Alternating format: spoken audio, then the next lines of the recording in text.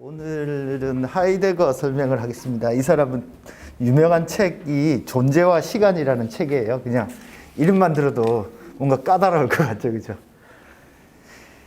하이데거, 이 사람은 어떻게 설명해야 되나? 저 읽어보면 무슨 말인지 하여튼 첫 문장부터 잘 이렇게 와닿거나 그러진 않아요, 이 사람 책은. 근데 20세기 철학자 중에 가장 위대한 철학자, 만약에 100년이 지나도 이 사람 책은 읽힐 거다, 그렇게 이야기하는 사람이 많아요. 근데 이제 워낙 이 사람이 뭘 문제 삼고 있는지를 잘 모르니까 그게 조금 어렵다, 그렇게 보시면 되고. 근데 철학자들이, 저는 그렇게 생각해요. 철학자들이 뭔가 어마어마한 거 진짜 이야기하는 게 아니라 우리 사람이 살아가는데 필요한 걸 얘기하는 사람 같아요. 저는 철학자를 그렇게 이해를 하고 있거든요.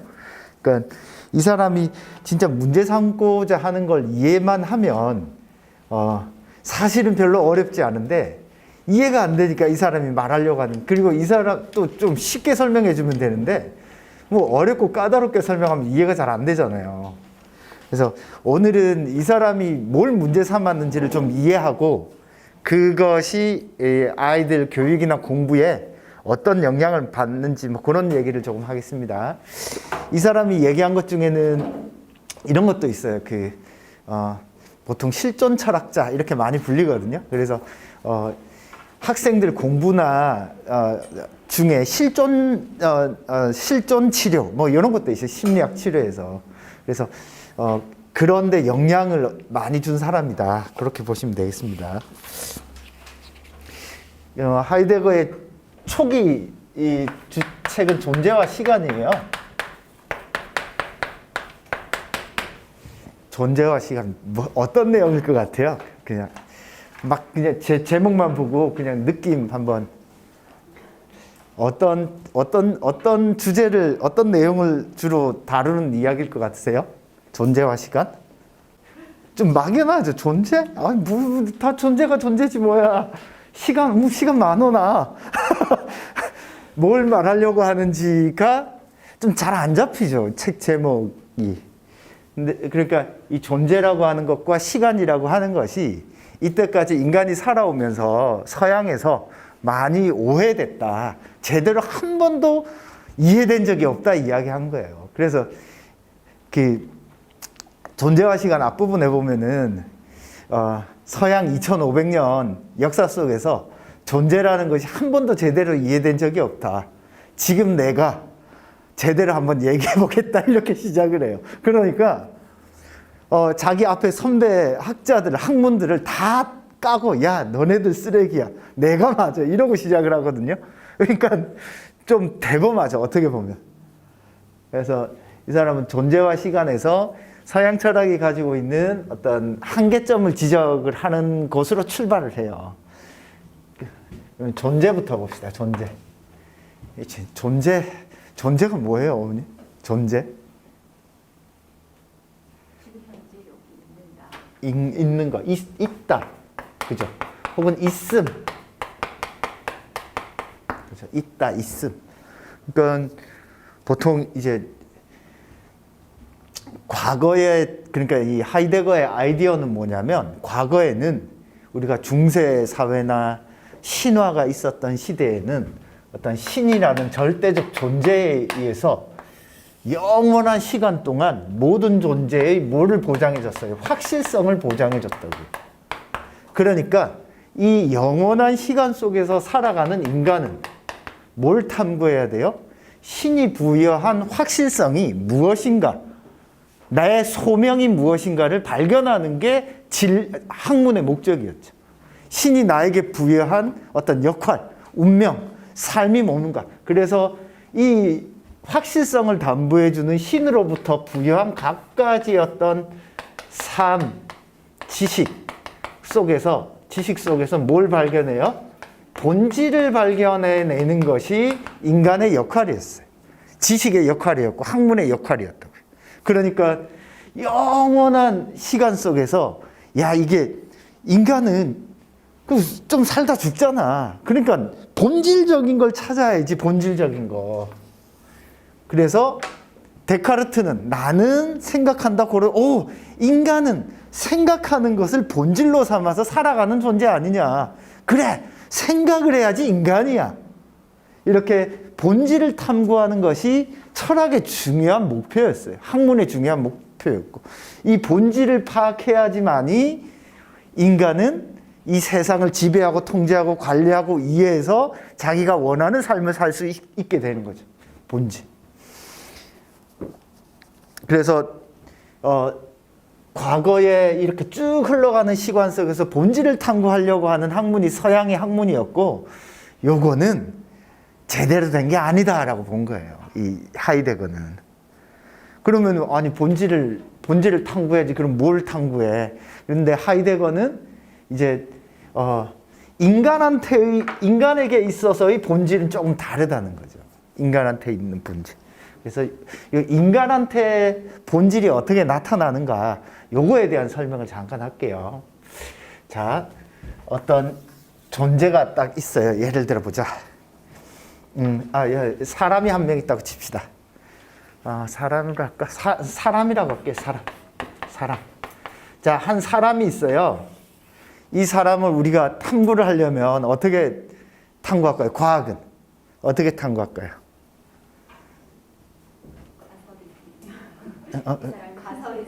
그렇죠. 가설을 세우고 이 사람이 뭐 하는 사람인지, 이 사람은 왜 말을 하는지, 눈에 보이는 건 어떤 건지. 그러니까 우리가 과학적으로 탐구하면 화학적으로 사람은 무엇으로 구성되어 있는지, 그죠?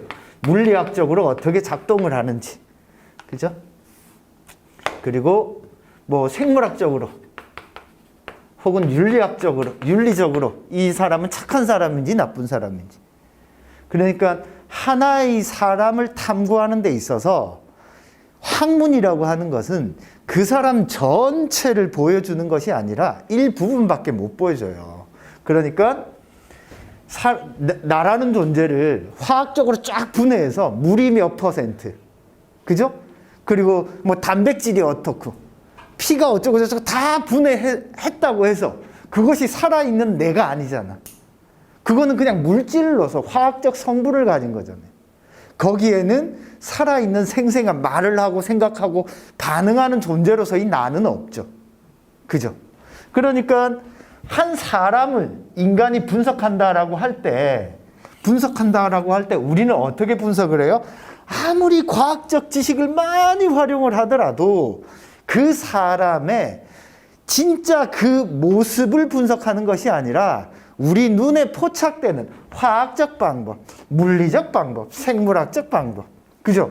윤리적 방법 등에 의해서 그 사람이 포착되죠. 그죠? 이 존재는 이런 학문들에 의해서 어때요?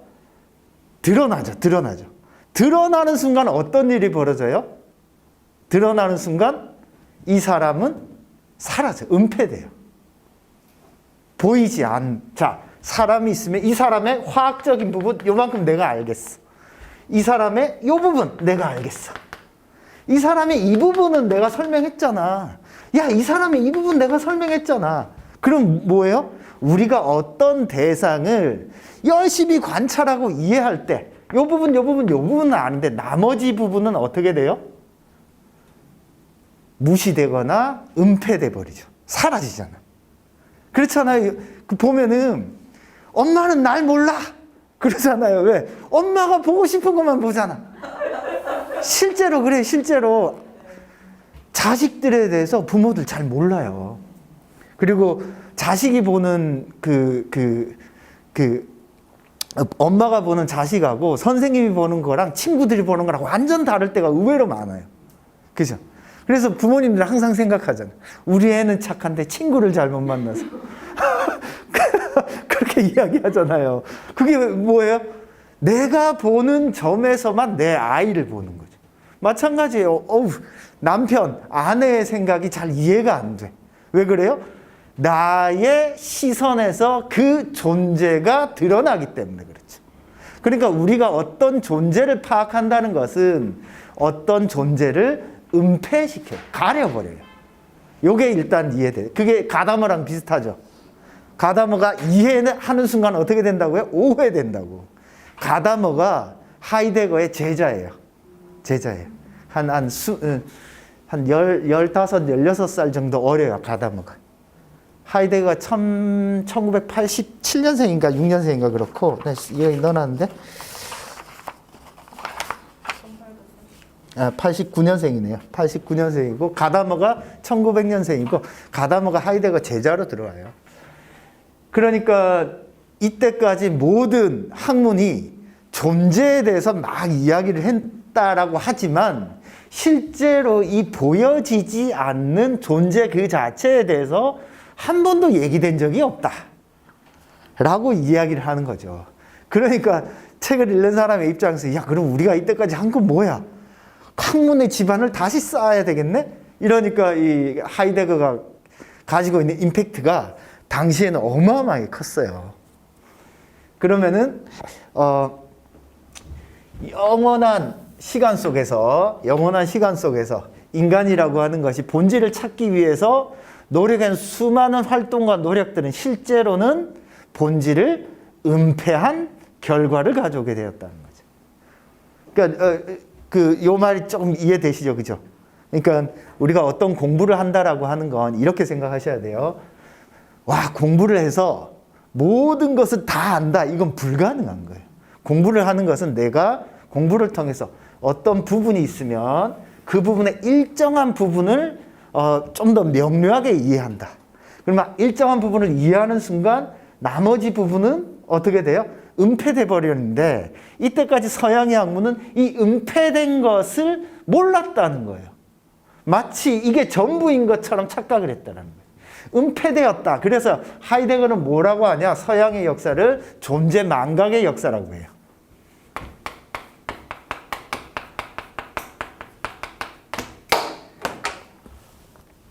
존재 망각의 역사.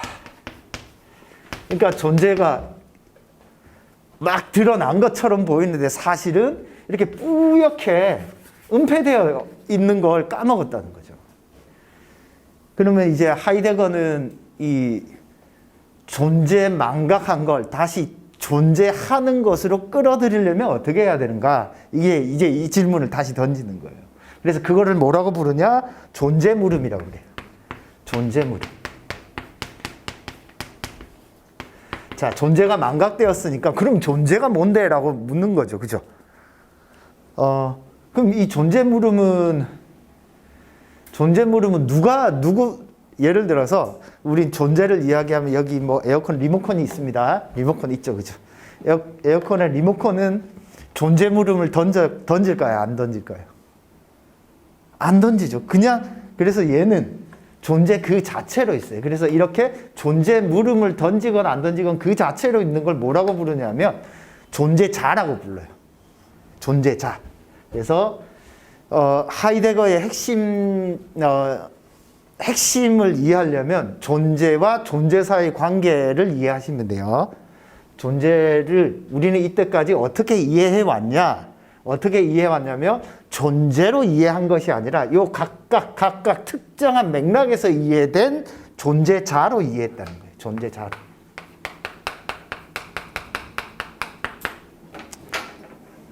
그러니까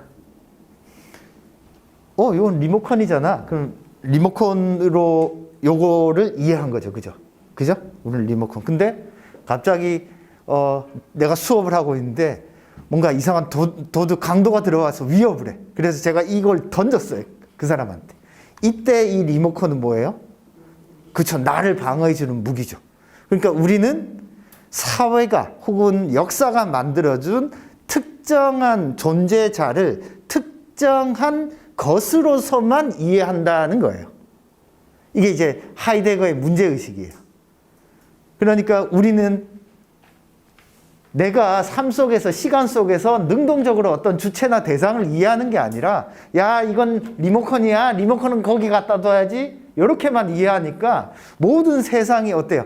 이미 만들어진 그 자체로서 이해되죠. 그러니까 거기에는 뭐가 있어요? 이것이 가지고 있는 다양한 존재의 모습들을 파악하는 것이 근원적으로 불가능해진 거예요. 그러니까 존재 망각의 역사인 거예요. 위대한 철학자가 이미 다 밝혀놨어. 그럼 그것만 우리 배우면 본질을 알 수 있으니까 우리는 구원받을 수 있어. 우리는 이성적 존재로서 인간이 될 수 있어. 이렇게 생각을 했는데 하이데거가 볼 때 그거는 아니 각자의 어떤 쓰임이라든지 용도라든지 목적이라고 하는 건 매 순간 매번 달라지는데 그거를 어떻게 이미 정해져 있는 것으로 규정할 수 있느냐라고 질문을 던진 거예요. 그래서 하이데거 철학을 공부한 사람은 좀 어떤 특징이 있냐면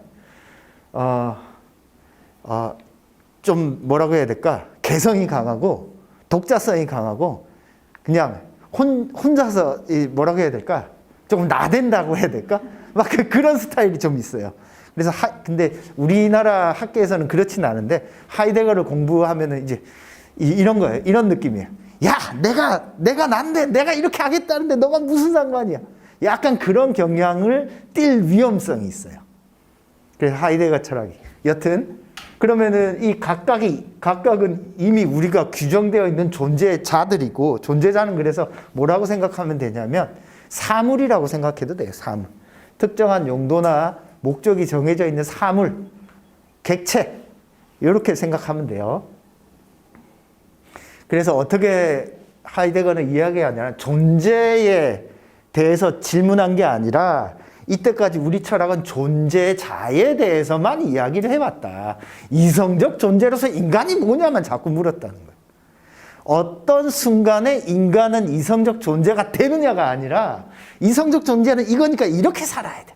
그러니까 철학이 인간을 능동적으로 만든 게 아니라 수동적으로 만들었다는 거예요. 그게 이제 하이데거의 문제의식인 거죠. 그러니까 서양인들의 어떤 능동성, 요걸 개인의 주체의 차원에서 하이데거는 주체라는 말을 별로 안 좋아하니까 어떤 인간의 차원에서 끝까지 밀어붙인 사람이다라고 보시면 돼요. 그러다 보니까 조금 이제 사고가 어렵죠. 그러면 여기까지는 대략 감이 왔죠. 그러니까 존재는 망각되어 있어요. 뭐에 의해서? 존재자에 의해서. 그래서 근데 존재는 존재자에 의해서 망각되어 있기 때문에 난 망각되어 있네? 난 그럼 뭐지? 라고 뭐해요? 존재 물음을 던지죠. 존재 물음. 이런 거 있잖아요. 뭐 자식들한테 야 너가 커서 우리 집안을 일으켜야지 라고 어때요? 가족이 나에게 어떤 역할, 사명을 부여했어요. 그럼 그렇게 열심히 살았는데 막상 그래서 성공하고 나니까 난 뭐 하면서 살았지? 이럴 수 있잖아요. 아유 엄마가 시키는 대로 뭐 좋은 남자 만나서 결혼하고 애 낳고 살았는데 막상 나는 허무해. 그런 거랑도 비슷할 수 있죠. 아이들이 아유 엄마가 학교가 시키는 대로 열심히 살았는데 허무해. 그죠? 나는 뭐지? 이 존재 물음을 던지는 존재가 누구냐? 현 존재입니다. 하이데거가 말하는 현 존재라고 하는 건 뭐냐면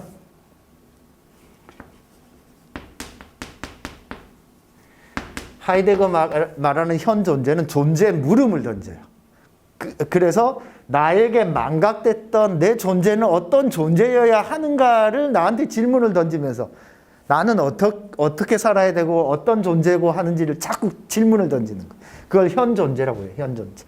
이 다자있는데 다가 여기라는 뜻이 앞에 바로 여기에 있는 존재라는 뜻이에요. 그러니까 현 존재라고 하는 건 구체적인 어떤 삶 속에서 나의 존재성을 묻는 존재를 가리켜요. 근데 이 현 존재, 나의 존재성을 묻는 존재는 누구만 있어요? 인간만 있잖아요. 인간만 있잖아요. 그러니까 현 존재는 나에 대해서 나는 어떻게 살아야 되지 질문하는 존재를 현 존재라고 해요. 현 존재. 그러니까 이거는 이 현 존재는 현 존재는 중세나 근대나 아니면은 과거에 누군가가 규정해 준 인간이 아니라 내 스스로 내 질문을 던지는 존재인 거예요. 이 존재가 인간의 어떤 본질적인 존재의 모습이라고 이야기하는 게 이제 하이데거입니다. 현 존재가. 그럼 이 현 존재가 어떻게 존재하고 있는가? 이 현 존재가 존재하는 존재 방식을 설명한 게 하이데거의 존재와 시간이에요. 그러면 어떻게 존재할 때 진짜 우리는 진짜 존재하고 있는가? 그게 이제 하이데거가 말하는 존재와 시간의 주된 내용입니다. 그러면은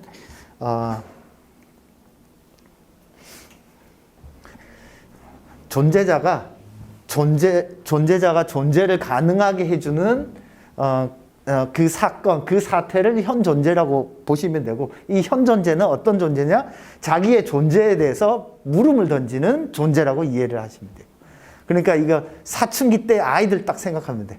엄마, 내가 이거 왜 해야 되지? 학교를 자기 물음을 자꾸 던지잖아요. 그러니까 현 존재는 인간이 되어가는 과정에서 이렇게 밟을 수밖에 없는데, 이때까지의 철학은 망각했다는 거예요. 그래서 이 현 존재를 다자인이라고 하는데, 요거를 번역하는 사람에 따라서 이 현 존재는 거기 있음, 그러니까 거기 있음, 이렇게 번역하는 사람도 있고, 거기 있음. 이 현 존재라는 말은 그 일본 사람이 번역한 거예요. 근데 이 일본 사람이 현 존재라고 번역했는데, 독일어로는 다자인인데, 이게 어떤 뜻이냐면 그냥 일상적으로 쓰는 말이에요. 근데 이걸 현 존재라고 번역을 했으니까, 현 존재라고 번역을 하니까 이게 뭔가 철학적 개념의 느낌이 나잖아요. 그래서 이 번역하는 사람들 중에는 거기 있음, 이렇게 번역하는, 이게 거기 있는 구체적 존재? 거기 있어서 나는 지금 뭘 해야 되지, 어떻게 살아야 되지 고민하는 구체적 존재. 이렇게 이제 설명하는 사람도 있습니다. 저도 이렇게, 근데 현 존재라는 말이 너무 오랫동안 쓰여 왔기 때문에 그냥 이렇게 쓰는 게 읽기는 조금 편하고요. 앞으로는 이렇게 거기 있음 혹은 거기 있다도 괜찮아요. 거기 있다. 왜 이렇게 표현하냐면, 거기 있음은 어때요? 거기에 있음, 시간성이 과거로 종결된 느낌이 나죠. 거기에 있다. 아, 계속 있구나. 있는 중 시간성이 들어있는 느낌이 나죠. 그래서 저는 만약에 한글로 번역하려면 요게 좀 더 나을 것 같기도 해요. 여튼 하여튼 요거는 무슨 뜻이냐면은 누군가에 의해서 규정된 존재자로서가 아니라 내 존재를 스스로 물음을 통해서 물어가는 존재로서의 존재를 현 존재라고 불러요. 어떤 뜻인지 조금 감이 오시죠, 그죠? 그래서 근데 왜 여기가 아니라 거기 있다. 여기 있음으로 해도 돼요. 예. 그러니까 거기가 어디냐면 바로 우리 눈앞에 보이는 거기. 근데 거기라고 할 때 어떤 뜻이냐면은 이런 거, 이건 저기 존재와 시간 뒷부분에 나오는 건데, 거기 있다라고 하는 뜻은 뭐냐면은 저는 지금 여기 있죠. 여기. 현실 속에 있잖아요. 근데 나는 지금 배가 고파서 밥을 먹고자 하는 존재예요. 예를 들어서. 근데 요거는 하나의 존재자, 배고픈 하나의 존재자로서 있는 거죠. 근데 은폐된 나라고 하는 건 확실하게 보이는 게 아니라 확실하게 보이지 않는 거예요. 거기에서 뭘 어떻게 하고 있는 구체적 존재인 거죠. 그러니까 다자인이라고 표현한 거예요. 거기 있어. 저기서는 존재 자할 때요. 네네. 자의 뜻이 그 그러면 놈자자예요. 네. 그러니까 저기 뭐냐, 그 아들 자자 있잖아요. 네, 그거예요. 그러니까 존재하는 사람, 존재하는 것, 이런 뜻이에요. 예. 존재하는 것. 그래서 사물로 이해하시면 돼요.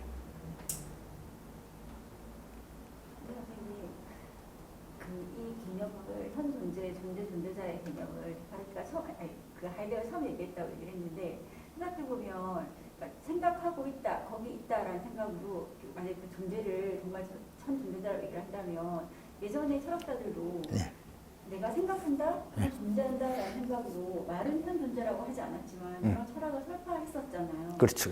거기에 대해서는 본인이 처음이라고 얘기하는 겁니다. 그게 좀 달라요. 그러니까 과거의 철학자는 인간의 어떤 본질을 딱 밝히면은 그 본질은 영원성 속에 있거든요. 근데 하이데거가 말하는 현 존재는 주어진 시간 안에 있어요. 주어진 시간 안에. 그러니까 영원한 게 아닌 거야. 시간이 흘러도 바뀌어지는 거죠. 그렇지만 우리가 생각을 했을 때, 그러니까 지금 당장 선생님한테 질문하고 있는 네. 거와 질문을 하기 전에 저와 질문을 하고 난 후에 미래의 저는 네네. 그 사람이잖아요. 네네. 그 사람이 아니잖아요. 네네. 그 시간 좀 다독일 수 있는데 네. 어떻게 그 사람이 현 존재로 거기 있다고 얘기할 수 있어요? 아, 그러니까 방금 이야기한 거 그게 하이데거의 책에 그대로 나와요. 그래서 과거에 내가 뭔가를 모르고 있었어요. 그때도 현 존재예요. 뭔가 궁금하고 질문이 있죠. 그래서 뭔가 질문을 통해서 이해하고 깨달았어요. 그래, 그것도 현 존재죠. 그러니까 매 순간 나라는 존재는 시간의 매듭을 통해서 상호작용을 하고 변해가는 것이 현 존재예요. 근데 변해가는데 과거는 그런 변해가는 것에 대한 생각이 없이 이렇게 이성적 존재, 성찰적 존재로 딱 인간을 규정해 버렸다는 거죠. 그 차이점이 있죠. 그러니까 이 현 존재가 시간이라는 구체적 상황 속에서 다른 존재들과의 상호작용을 통해서 현실에 나가 어떤 모습으로 되어가야 될 것인가를 고민하는 걸 실존이라고 불러요. 하여튼 그러니까 이 현 존재가 현재의 그 자신의 은폐된 존재를 이렇게 찾아 나아가고 밝히는 현실의 구체적인 인간으로서의 나타날 때를 실존이라고 불러요. 그래서 이 하이데거 철학을 실존 철학이라고 해요. 그러면 존재가 은폐되어 있는 걸 알고 그걸 찾아 나서고 구체적으로 그걸 현실에서 실천해야 뭐가 돼요? 실존이 되는 거예요.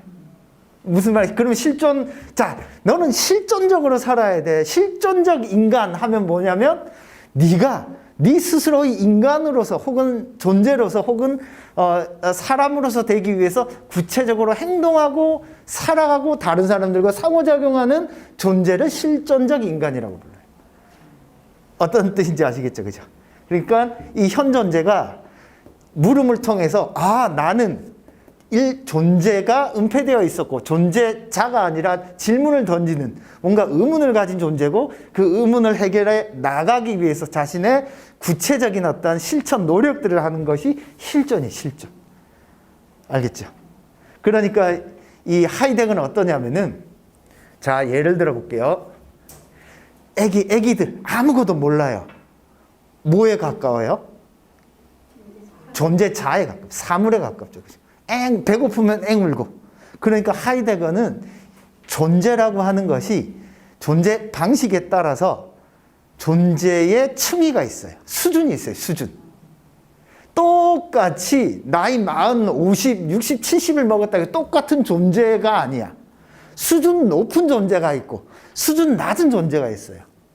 나이를 먹어도 애 같은 사람이 있는 거고 어리지만 자신의 존재성을 자각해서 그 존재를 찾아가는 실존적 존재로서 인간도 있는 거죠. 그러니까 존재의 레벨이 달라요. 알겠죠? 그죠? 그러니까 이 하이데거가 위험해요. 위험한 이유가 이게 제대로 이해하면 위험하지가 않아요. 왜냐하면 내 존재 수준, 레벨을 알고 도약을 하기 위해서 노력을 하잖아. 제대로 알면. 근데 이걸 까딱 잘못 읽으면 아까도 얘기했잖아요. 내가 난데가 된다고. 그래서 하이데거도 이 존재와 시간 발표하고 나서 나치 시절에 대학교 총장을 한 적이 있어요. 그래서 나치에 부역을 하는데 한 6개월 정도 해요. 막상 해봤더니 이건 내 철학하고 다르다라고 이제 총장을 사퇴를 하거든요. 근데 그게 왜 그러냐면 그렇죠. 스스로 총장이 되고 나서 사퇴를 해요. 스스로 사퇴를 하는데 왜 하냐? 처음에는 나치가 독일 민족의 어떤 구원자로서 혹은 자신의 존재성을 구현하는 정치 지도자 혹은 질서로서 작용할 수 있다라고 생각을 했는데 막상 가보니 아닌 거야. 오히려 존재성을 억압하고 통제하는. 그래서 6개월 만에 총장을 그만둬요. 이 6개월이 하이데거를 평생을 따라다녀요. 근데 하이데거는 어때요? 한 번도 변명을 안 해요. 왜 안 할 것 같아요? 존재라고 하는 것은 시간 속에서 내가 그 순간에 최선의 실존적 선택을 하면서 살아간단 말이에요. 그러니까 내가 그때 당시에는 이게 옳은 것으로 보았다. 근데 지금은 본이 아니다 해서 은퇴하고, 총장을 사퇴하고 나온 거야. 그러면 봐봐요. 하이데거 만약 그때 내 선택이 잘못됐다 라고 하면 뭐가 돼? 자기 철학을 부정하는 게 됩니다. 올바른 뭔가 모델이 딱 있고 그 모델을 향해 가야 되는데 그런 철학은 하이데거 반대를 한단 말이에요. 올바른 모델이 있는 게 아니라 내가 주어진 순간에 은폐된 내 존재를 끊임없이 확인해 가는 존재가 실존이잖아요. 실존적 선택을 통해서 내가 그래 대학에서 이렇게 그래서 실제로 하이데거는 총장을 하면서 다양한 어떤 유태인들을 가르치고 모아가지고 연구를 만들려고 했어요. 근데 그게 하나도 채택이 안 돼요. 왜냐하면 똑똑한 유태인들이 상당히 많잖아요. 그래서 결국에는 이제 총장을 사퇴를 하죠. 근데 그걸 평생 6개월 딱 한 게 평생 따라다녀요. 근데 이제 그게 하이데거 철학 안에는 그런 어떤 실천적인 요소들이 아주 강하게 담겨 있어요. 그때 나도 나고 지금 나도 나기 때문에 그렇죠, 그렇죠. 다 인정한다. 그렇죠, 그렇죠. 그러니까 하이데거 철학 하는 사람은 후회를 하면 안 돼. 후회를 하면 안 돼. 내가 주어진 상황에서 미친 듯이 최선을 다했고, 그건 내가 한 최선이었어. 그때의 나의 어떤 실존적 선택이었고, 지금은 또 다른 선택이 있는 거예요. 그러면 실존주의 안에서 제가 그런 그 역사 속에서 잘못된 선택을 했다는 거에 대한 자기 반성은 없다는 거예요. 하이데거가 직접적인 어떤 그 반성의 표현은 안 해요. 그러니까 반성을 하고 나면, 그러니까 반성이 아니라 반성하는 삶을 사는 게 어떻게 보면은 실존적 선택인 거죠. 그죠? 그래서 그 이후로 하이데거는 밖에 나와서 뭔가를 안 해요. 예, 그게 이제 하이데거는 시골 사람이에요. 시골에 오두막을 짓고 거기서 이제 주변 사람들한테 강의하고, 실제로 거의 한 10년에서 15년간 그러니까 조그만 강의만 하고 이렇게 큰 자리를 안 맡아요. 그러니까 반성하는 삶 대신에 지금의 좀 더 나은 그런 모습을 보여주는 게 그게 하이데거적 삶이에요. 어떻게 보면.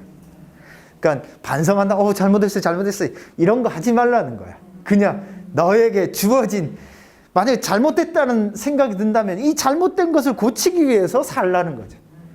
그러니까 이 하이데거 철학은 이런 어떤 뉘앙스가 있어요. 그러니까 여튼 그러면은 이 사람이 묻는 어떤 문제의식이 조금 감이 오세요? 그러니까 뭐냐면은, 그래서 잘못된 거를 잘못됐다고 말하는 것도 실존 아니에요? 맞아요. 그러니까 근데 그 사람은 그런 방법을 선택 안 하는 그렇죠. 그러니까 잘못한 걸 잘못했으니까 고치자. 이것도 실존적 선택이에요. 실존적 선택인데 그걸 이렇게 후회하는 게 바람직하다고 본 건 아니에요. 포커스를 반성보다는 반성된 나를 그러니까 그렇죠. 그 변화된 반성으로 변화된 나의 모습을 보여주는 거에 포커스를. 그렇죠. 그게 어떤 현 존재, 실존이 선택해 나가야 될 어떤 삶의 모습이라고 보는 거죠. 그러니까 일단 뭐 하이데거는 이렇게 생각을 하고, 왜 이렇게 생각을 했냐면, 요거는 이제 실존에 대한 설명을 하면서 제가 조금 더 설명을 드릴게요. 그게 시간이랑 좀 관계가 되어 있어요. 자, 그렇고 보면은 이제 존재와 시간에서, 존재는 그러면은 영원한 어떤 시간 속에서, 영원한 쭉 시간 속에서 이때까지 누군가에 의해서 규정된 존재로 대부분의 사람들은 살아가잖아요. 누구 집의 딸내미, 그리고 뭐 대한민국의 국민, 이렇게 대부분 사람들은 어떤 역사나 아니면은 사회나 역사나 혹은 철학이나 뭐 학문이나 이런 것들에 의해서 대부분 사람들은 어떤 특정하게 규정된 존재로 살아가거든요. 그죠? 하이데거식 표현으로 하면 특정한 어떤 존재자로서 살아간단 말이에요. 그러니까 특정한 존재자로서 살아가는데, 하이데거는 이렇게 존재자로 살아가기보다는 이 자신이 주어진 어떤 존재 물음을 통해서 현 존재로 살아가는 것이 사실은 인간의 역사라고 보는 거죠. 인간의 역사. 그러면은 하이데거의 탐구는 뭐냐면은 이 현 존재에 대한 탐구가 제대로 된 탐구지, 그냥 존재 물음 없이 존재자의 역사를 나열하는 건 제대로 된 역사가 아니라는 거예요. 예를 들어 제가 지난 시간에 그 고1 수업을 할 때 청균세를 수업했거든요. 청균세 수업을 했는데 청균세 내용이 어떻게 돼 있냐면은 청균세, 저는 이런 책을 별로 좋은 책이라고 안 봐요. 왜 안 보냐면 이게 총, 균, 세, 요건 서양이 가지고 있는, 서양이 이걸 어떤 특정한 환경 속에서 만들어냈다라고 봐요.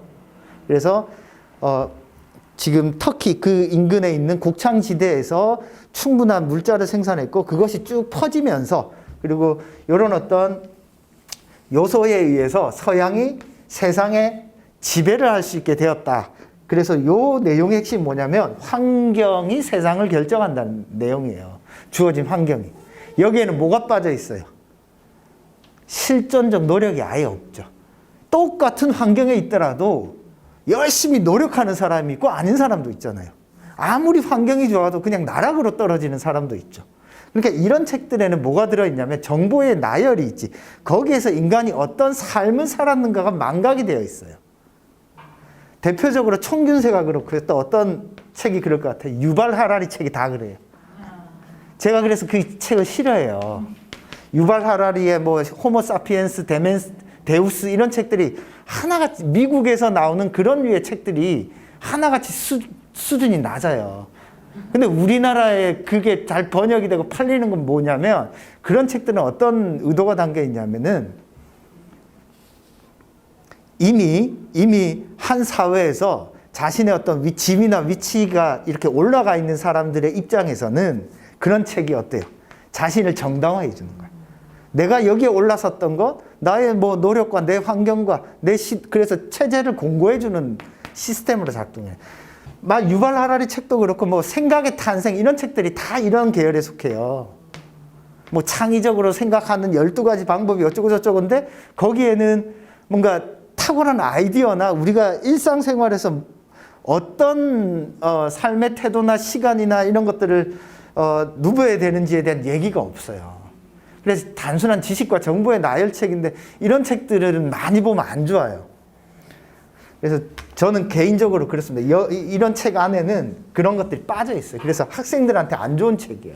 그게 왜 지금을 살아가는 현재 사람들에게 어떤 의미가 있는지에 대한 정보를 주지를 않아요. 그래서 그런 점에서 좀 저는 아쉽게 봐요. 그래서 실제로 그 책을 그렇게 두껍게 썼으며, 그래서 어떻게 하자, 어떻게 살자.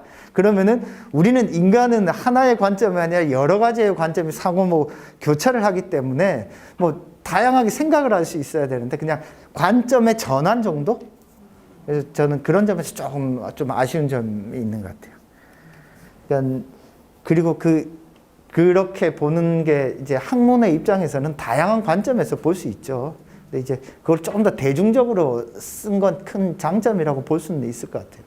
근데 저는 개인적으로 그런 류의 책들을 별로 안 좋아해요. 왜냐하면 인터넷에 치면 다 나오는 얘기들이에요. 그러니까 그거는 정보를 축적을 한 걸 이제 독자들의 눈높이에 맞춰서 이제 다시 어레인지 한 거거든요.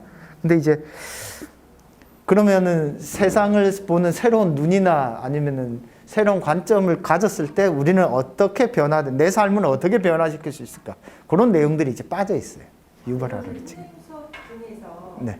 좀 빠져있는 부분까지 이렇게 말씀을 나누시나요? 아니면 그냥 딱 그 아니요, 저는 책을 항상 읽을 때 비판적으로 보라고 그래요. 그래서 청균세는 이런 내용인데 어떤 한계점이 있다. 그래서 청균세에 딱 반대되는 책이 레비스트로라는 사람이 쓴 야생의 사고라는 책이에요.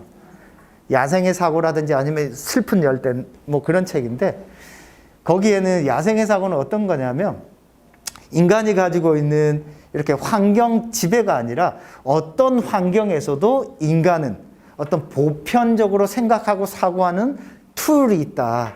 그래서 겉으로 보면 완전히 다른데 원시인과 뉴욕의 대도시에 살아가는 삶이 보편적으로 갖춰져 있는 건 똑같다라는 거예요. 그래서 레비스트로는 뭘 분석을 하냐? 인간이 먹는 음식이 탄 것, 익힌 것, 그러니까 우리 뭐 삼겹살 구워 먹잖아요. 태운 거거든요. 태운 것, 익힌 것, 삭힌 것, 삶은 것. 인간이 먹는 모든 종류의 음식의 범주가 똑같다는 거예요. 거기 그 다음에 범주는 똑같은데 양념을 뭐 무엇으로 쓰느냐, 그 주변에 있는 자연 환경에 있는 것 같다 쓴다는 거예요. 그러니까 뭐 사고도 그렇고 생각도 그렇고 언어도 그렇고, 그래서 그 야생의 사고에는 언어 같은 경우에는 모든 문화권에서 엄마는 주로 모음으로 발음을 해요. 엄마. 아빠는 주로 자음으로 발음을 해요. 그래서 엄마, 아빠 이렇게 모음과 자음이 어떻게 부모와 관계된 게, 이게 이 환경에 의해서 정해진 게 아니라 인간이 가지고 있는 보편적인 세상을 인식하는 어떤 방법으로서 이 체계를 야생의 사고에서 이야기하는, 그래서 우리가 알고 있는 덜 떨어진 원시인이라는 사람들의 생각의 사고방식의 패턴과 현대인이라고 말하는 뛰어난, 더 진보되어 있고 앞서 있다라는 사람의 사고방식의 패턴이 똑같음을 차근차근 보여줘요, 그 책에서. 그래서 그 슬픈 열대에 쓴 사람이거든요, 레비스트로가. 그래서 차라리 그 책이 훨 나아요, 제가 볼 때는. 왜냐하면 모든 인간이 막상 다르지 않구나. 근데 총균세는 환경결정론이에요. 어떤 위험이 있냐면, 야, 내가 너보다 잘하는 데는 다 이유가 있는 거야. 넌 그냥 찌그러져 있어. 그렇게 환원될 위험성이 좀 있죠. 여튼 그래서 그 총균세 같은 책이 어떤 거냐면, 기존에 있던 질서나 이거를 나름대로 딱 규정을 해놨어. 누가 규정을 해요? 똑똑한 사람, 지식인들이 규정을 하겠죠. 근데 하이데거는 그렇게 하지 마라. 우리는 쭉 이어지는 무한한 시간 속에서 있는 게 아니라, 내가 지금 현 존재는 쭉 이어진 시간 속에서 어떤 존재자에 대해서 의문을 던지고 존재가 무엇인지 질문을 던진다는 거예요. 그러면은 쭉 이어진 영원성 속에서의 어떤 의미가 아니라 지금 나에게 어떤 의미인가, 이게 현 존재가 존재하는 존재 방식이라는 거예요. 존재 방식. 그냥 물음을 하는 거죠, 물음. 자, 존재 방식에 대해서 설명을 잠깐 드릴게요. 예, 존재 방식이라는 말이 이게 어떻게 해요, 어떻게. 존재 방식, 존재 양식. 그러니까 어떻게 존재하는가예요. 어떻게 존재하는가. 예를 들어서 이런 거예요. 아이들이 게임을 할 때 막 즐거워해요. 그러면은 게임이라고 하는 것이 나의 존재 방식이 되는 거예요. 어떤 사람은 노래를 부르면서 난 살아있는 것 같아. 그럼 나의 존재 방식은 노래를 통해서 존재를 하는 거죠. 저 같은 사람은 강의를 하니까 강의를 할 때 내가 살아있음을 느껴. 그러니까 모든 존재는 존재 방식이 있는데, 현 존재도 자기의 존재 방식이 있겠죠. 그래서 하이데거는 실존도 실존의 존재 방식이 있어요. 그러니까 각각의 사람은 각각의 존재 방식이 있을 거 아니에요. 그죠? 그러면 이 존재 방식이라고 하는 거는 나는 어떻게, 어떤 방법을 통해서 존재하는 거예요. 그러면 현 존재는 어떻게 존재하냐라는 거야. 현 존재가 존재 물음을 딱 던지잖아요. 물음을. 이게 나 아닌 것 같은데? 아니, 진짜 존재가 뭐지? 나라는 존재는 뭐야? 라는 물음을 던질 때. 나는 어떻게 존재하느냐? 유한성 속에서 자신의 존재를 발견한다는 거예요. 유한성이 뭐예요? 시간이에요, 시간. 그러니까, 다른 존재자들은 얘가, 아니, 내가 리모컨이다, 리모컨 아니다. 이거 물음을 안 던지잖아요.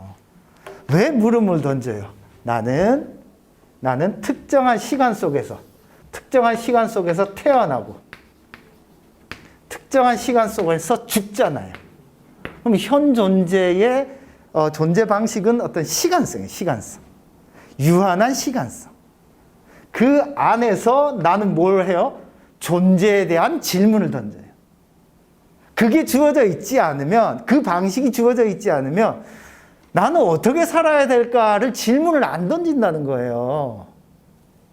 그러니까 시간이라고 하는 것이, 시간이라고 하는 것이 현 존재에 물음을 던지는 전제 조건이 되는 거예요. 시간 안에서 나는 어떻게 살아? 내가 만약에 영원히 살아요. 자, 영원히 살아. 영원히 살면, 아니, 지금 이 순간에 이 수업을 들을 이유가 있어요. 놀고 싶은 거 다 놀고, 하고 싶은 거 다 하고, 한 100만 년 정도 지나서, 아야, 이것저것 다 해봤는데, 이제, 철학 수업이나 한번 들어보자. 그죠? 그러니까, 시간이 무한한 존재자에게 있어서 존재 물음은 없어요. 시간의 유한성이라는 것 안에서 나는 나를 묻는다는 거야. 그래서 이게 이제 하이데거에 계속 연결되어 있어요. 엄청 복잡해요. 그러니까 시간성 안에서 현 존재는 자신의 존재를 묻습니다. 그죠? 그러면 이렇게 생각하시면 돼요. 그러면 시간성 안에서 내가 이러이러하게 살아야지. 그럼 뭐야? 실존적 삶이 되는 거예요. 알겠죠? 그러니까 과거에는 진리라고 하는 것이 이 시간성이 배제되어 있어서 영원하게 리모컨은 리모컨, 인간은 이성적 존재로 규정됐단 말이야. 근데 하이데거의 질문은 시간성 안에서 인간은 어떤 경우에 이성적 존재로 되느냐, 존재로 발견되느냐를 다시 묻는 거예요. 그러니까 이제 하이데거의 질문은 다른 거지. 그러면 대략 조금 이제 시간이 어떻게 연결되어 있는지 감이 오세요? 아직 서론도 안 했어요.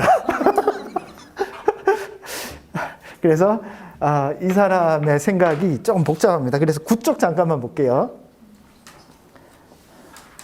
존재와 시간의 목차입니다. 서론이 뭐냐면 존재의 의미에 대한 물음의 설명입니다. 방금 제가 얘기한 거예요. 존재 물음의 필연성, 구조, 그리고 우위. 왜 존재 물음이 있을 수밖에 없는가? 존재를 물어야 거기서부터 뭐가 나와요? 우월한 존재와 우월하지 않은 존재가 나오죠. 우위가 나오죠. 그죠? 그거 제가 방금 설명드린 거예요. 한번 시간 나면 한번 읽어보세요. 토 나옵니다. 자, 그 다음 두 번째.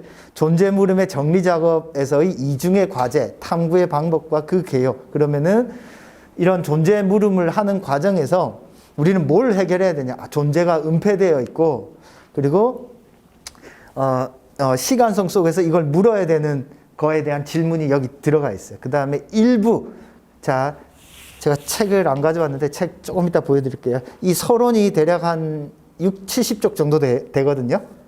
그리고 일부가 하이데거 존재와 시간의 전체 내용이에요. 일부.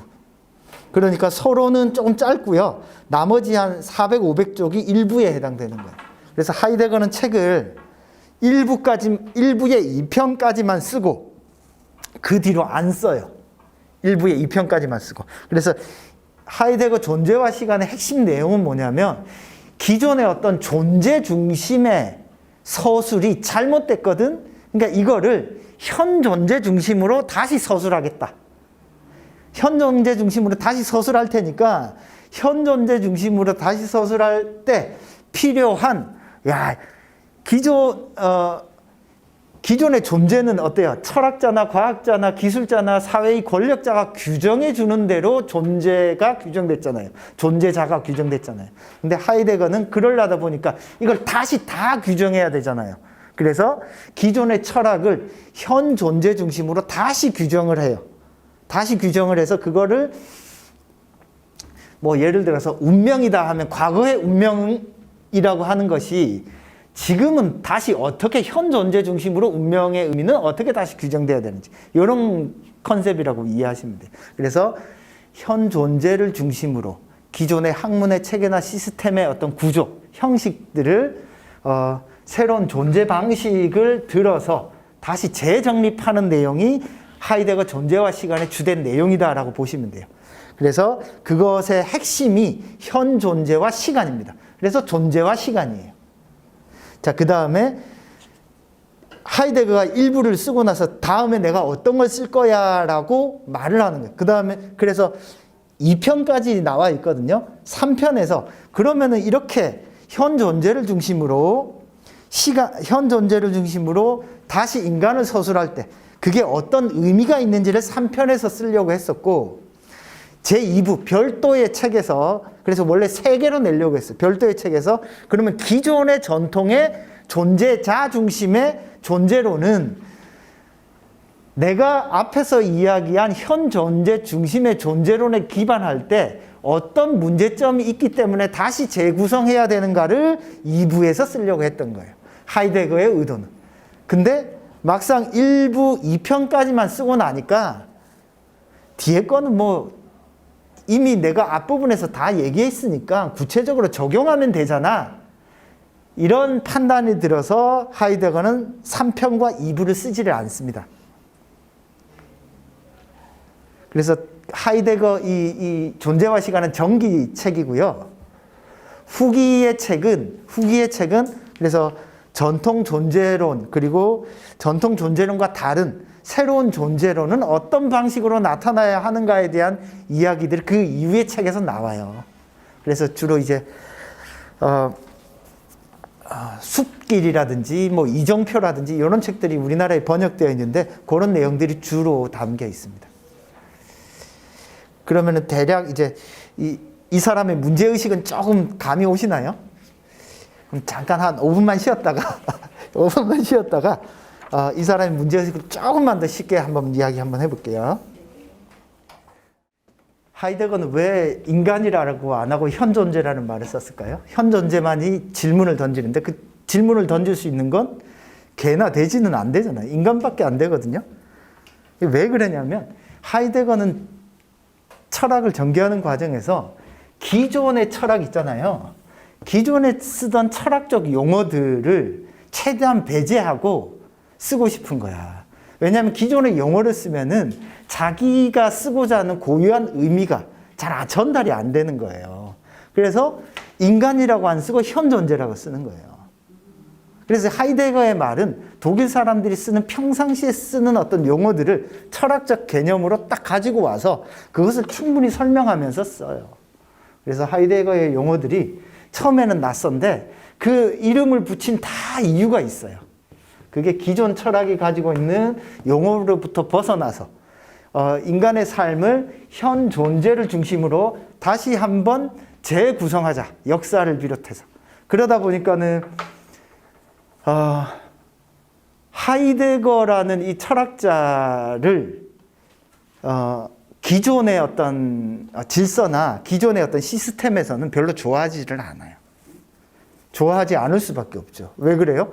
기존의 어떤 권리나 질서나 이런 것들이 있는데 그 유지 속에서 자기의 힘과 권위가 생기잖아요. 근데 하이데거는 뭐해? 하이데거는 야, 지금 이 순간에 은폐된 내 지식, 정보 이걸 끊임없이 새롭게 밝혀나가야 되니까 기존 것을 해체하는 역할이 의미가 있어요. 이 하이데거 철학이. 그러다 보니까 기존 조금 어떻게 보면 되게 역동적인 거죠. 그런 문제가 있기 때문에 하이데거가 많이 연구가 안 되죠. 그러면은 조금 더 설명을 해보면 아까도 말씀드렸듯이 그러면 사람이라고 하는 것이 어떻게 해요? 이때까지는 딱딱딱 정해놓으면 사람은 이렇게 살아야 되는구나 딱 정해져 있었단 말이에요. 그죠? 근데 이제 하이데거 시기에 따르면 나는 특정한 시공간 안에서 시간 속에서 나는 누군가가 규정해주는 삶이 아니라 어떻게 살아갈 것인가에 대한 것으로서 존재에 대한 물음이 있는 거죠. 그죠? 그러니까 질문이 다르죠. 뭐냐면은 존재를 묻는 건 인간밖에 없어요. 그러면 존재라고 할 때는 무조건 인간에게서 의미 있는 존재예요. 그죠? 왜냐하면 존재 물음은 인간밖에 안 던지니까. 그죠? 그러니까 하이데거는 존재라고 하는 것을 막상 당연하고 객관적이고 있는 거라고 여기지만 그건 현 존재가 자신의 물음 속에서 나타난다라고 보는 거예요. 존재라고 하는 게. 그렇게 역사를 다시 구성해 보면 다른 역사가 구성될 거라는 거죠. 다른 이야기가 구성될 거라는 거죠. 그러니까 사람들마다 뭐가 있는 거예요? 그러면은 각자의 뭐가 있어요? 역사가 있고 역사성이 있는 거죠. 그죠? 그죠? 그것이 실존적 삶 속에서 상호 교류하면서 역사성이 만들어지고 역사성이 만들어진다라고 보시면 되겠네요. 그러면은 이 주어진 태어남과 죽음이라고 하는 이 현 존재는 존재 방식에서 물음을 통해서 내가 죽는구나, 내가 태어나는구나 이 속에서 자신의 존재를 물을 수밖에 없죠, 그죠? 그죠? 이걸 어떻게 이해하시면 되냐면, 그러면은 이걸 딱 자각했어요. 자각했어. 그러면은 나는 무엇이지? 정신 차려보니 나는 우리나라에서 살고 있네? 그럼 어떻게 살아야 될까를 고민하잖아요. 그죠? 그러면 내 주어진 여건에서 내가 이것을 살 것인가 말 것인가 어떻게 해야 돼요? 이렇게 살까 말까 뭘 해야 돼? 선택을 해야 되죠. 결단을 해야 되죠. 그죠? 그래서 현 존재는 실존적 상황 속에서 어때? 결단을 통해서 살아가는 거예요. 그게 결단. 어떤 특정한 지점에서 뭔가를 선택할까 말 것인가를 결단하는 존재. 그럼 뭘 선택하고 말아요? 예를 들어서 아이가 중간고사 기간이 다가왔어요. 나는 이 중간고사 기간이라는 시간 안에서 이 공부를 내가 할 것인가 말 것인가 결단을 하죠. 그 결단을 나는 떠맡죠. 그러면 현 존재는 나에게 주어진 세계에 있는 어떤 사건들을 떠맡으면서 살아가요. 이 떠맡음을 하나의 존재 방식으로 보는 거예요. 떠맡거나 혹은 떠맡지 않거나. 자, 떠맡지 않는 것도 하나의 삶의 방식이고 떠맡는 것도 삶의 방식이죠. 그러면 이 결단을 통해서 어떻게 해요? 떠맡음. 그죠? 예를 들어서 내가 결혼을 해서 아이를 낳았어. 어때요? 이 아이 키우기가 쉽지가 않잖아요. 말도 안 통하고. 아이를 키우는 걸 내가 떠맡죠. 그죠? 떠맡는다고. 그러니까 이거는 떠맡지 않을 수도 있어요. 그죠? 떠맡지 않을 수도 있는데 떠맡음을 내가 선택한 거잖아요. 결단한 거잖아요. 실존은 이런 결단을 통해서 어떻게 해요? 주어진 쭉 흐름의 시간을 결단을 통해서 어떻게 해요? 매듭을 짓는다고요. 나는 앞으로 누구누구의 엄마 아빠로 살아갈 거야 라는 결단이 나의 존재를 결정해 준다는 거예요. 나의 존재를. 근데 이 결단은 자유로운 게 떠맡음이에요. 떠맡음. 그러니까 이게 자유로운 것 같기도 하고 아닌 것 같기도 하고 골치 아프죠. 떠맡음이에요. 떠맡음을 통해서 내가 한 발 한 발 뭘 하는 거예요? 자신의 존재성을 획득하는 거예요. 나는 온님을 향해서 내가 이걸 떠맡았어. 그러니까 하이데거는 후회가 없죠. 그 후회를 하더라도 그 후회는 내 존재에 대한 부정이 아니야. 나는 이렇게 살면 안 됐었어가 아니라 그때 이런 실수를 했었구나 정도예요. 하이데거는. 그러니까 존재에 대한 부정으로서의 어떤 삶이 아니에요. 하이데거는. 그렇죠. 나는 결단을 통해서 뭘 해? 내 존재를 살아가는 거예요. 그러니까 이 하이데거를 읽으면 이 힘에 붙여요. 얘 힘이 세요, 좀. 거의 니체랑 비슷해요. 그래서 니체가 어떻게 튀어나왔냐? 하이데거의 해석을 통해서 니체가 튀어나왔어요. 그래서 이제 결단이죠. 시간 안에서 결단이에요. 자, 이거 봅시다. 이렇게 생각하시면 돼요. 우리 마감이 있으면 열심히 하잖아요. 그거예요, 그거. 마감이 있으면. 예를 들어서 제가 수업을 하기 위해서 오늘 하이데거 수업을 하기 위해서 일주일 내내 다시 봐야 돼. 이걸 하려면 제가 이걸 다시 봐야 된다고요. 아니 나도 옛날에 봤잖아. 이 용어들이 다 안 떠올라요. 그러니까 큰 맥락은 알고 있기 때문에 시간은 훨씬 적게 걸리지만 적어도 3일은 봐야 돼요. 저도. 그래서 3일 동안 보고 어때요? 아, 봤어. 이 시간 안에 어떻게 한 거야? 내가 하이데거 강의를 해야 되니까 그래, 이걸 하자라고 내가 떠맡은 거죠. 이걸 내가 결단을 한 거예요. 그러면서 나는 수업을 하면서 설명을 하죠. 이게 자신의 존재를 자각하는 과정이라고 본 거예요. 하이데거는. 그러면은 이걸 뭐라고 부르냐? 이 하이데거의 이 결단이 어마어마한 영향을 미쳐요.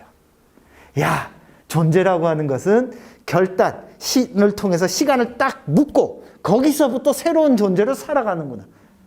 그러면 이 결단주의가 나중에 뭐로 나타나냐면은 헌법에, 독일 헌법에, 프로이센 헌법에도 들어가고요. 이게 또 정치, 사회, 뭐 예술 이런 데 많이 영향을 미쳐요. 그러니까 예를 들어 이런 거예요. 하이데거가 왜 나치당에 들어가서 처음에 물론 무슨 대학이더라? 그 대학에서 다른 사람들이 추천했어요. 왜냐하면 하이데거는 유태인들에 대한 어떤 편견이 없었거든요. 없었기 때문에 그 동료들이 그래도 하이데거 너가 하는 게 제일 낫다라고 해서 동료들이 하이데거를 추천해서 총장을 했단 말이에요. 근데 위에서는 유태인들 빨리 잘라라, 보내라. 이렇게 되니까 6개월 만에 그만두고 나온 거거든요. 근데 하이데거가 나치당에 왜 들어갔냐라고 하면은 이 결단주의가 있어요. 지금 이 독일 상태, 흐지부지한 상태, 뭔가 새롭게 시작하지 않으면 안 된다라고 하는 나치에 대한 희망을 본 거예요. 제가 볼 때는. 걸었는데 가서 보니 아니어서 나온 거지. 그러니까 이 결단주의는 그래서 어떻게 보면 인간의 삶에 있어서 자신의 존재 혹은 존재감을 찾아가는 어떤 하나의 계기로서, 그러면은 이제 하이데거에 있어서 인간은 그럼 어떻게 살아가는 존재냐? 주어진 매 시간 안에서 자신의 결단을 통해서 존재하면서 살아가는 거죠. 근데 그것이 항상 내 존재를 그냥 영원토록 결정하는 게 아니라 그 시간 안에서 결정한다는 의미예요. 그러면 이런 거죠. 예를 들어서 내가 아이를 낳고 키우는 동안 나는 누구의 엄마, 아빠로서 살아가기로 결정을 한 거예요. 그러면 어떻게 해요? 내 온 삶을 희생을 하잖아요. 그죠? 자, 그러면은 대략 이제 하이데거가 존재와 시간을 통해서 말한 주요 내용은 이런 내용이에요.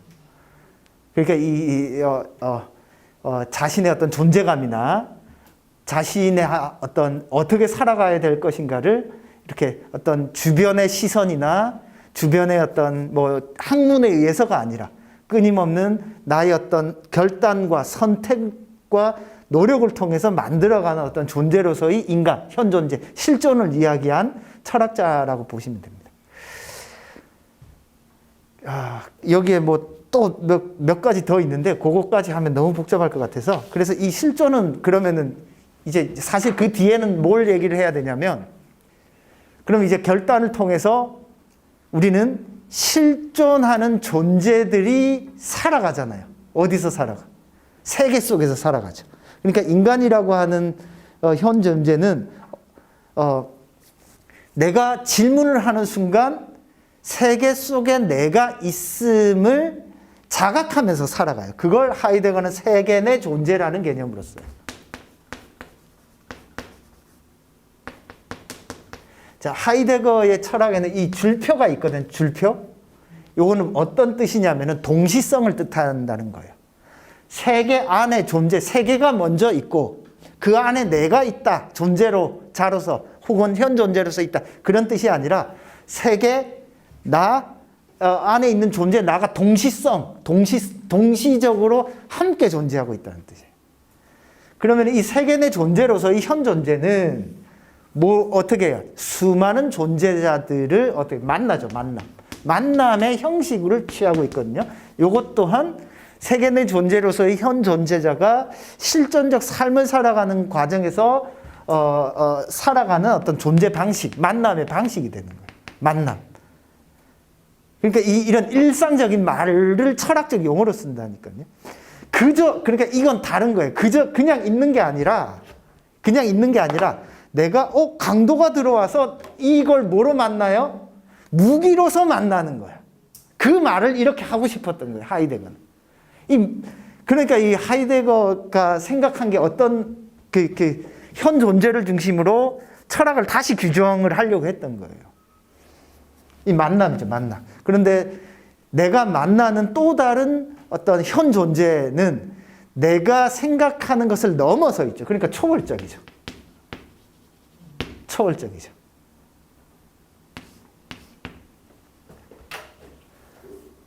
근데 나는 이렇게 살아가면서 만남과 초월을 통해서 나라는 존재는 어때요? 이런 것들에 또 영향을 받죠. 그죠? 영향을 받고. 그러면서 내 존재를, 내 현 존재를 바꾸기도 하고. 나는 다르게 살아가, 매듭을 지어야 되니까. 그죠? 그러니까 만남, 초월, 뭐 이해, 다른 존재자, 다른 현 존재를 이해하는 것. 이런 것들이 현 존재의 존재 방식이라고 설명을 하는 거예요. 그래서 어디 갔냐? 자, 이때 어떤 실존으로서의 어떤 현 존재는 어떻게 하냐? 모든 어떤 존재자나 존재에 대해서